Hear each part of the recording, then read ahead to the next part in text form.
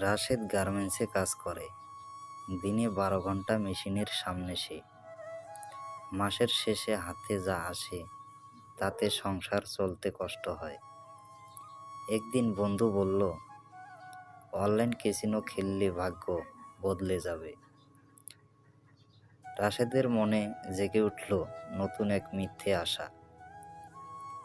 শুরুতে একটু জিতল, মনে হলো জীবন সত্যি বদলাবে। স্বপ্নের রঙে ঢেলে গেল বাস্তবের কষ্টগুলো।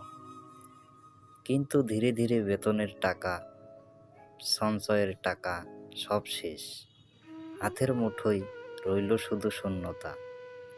এক রাতে মায়ের মুখের দিকে তাকাতে পারল না সে। চুপচাপ চোখ নামিয়ে নিল রাশেদ। মোবাইলটা বন্ধ করল সে নিঃশব্দে। সেই দিন বুঝলো স্বপ্ন শর্টকাটে নয়, ঘামেই পূরণ হয়।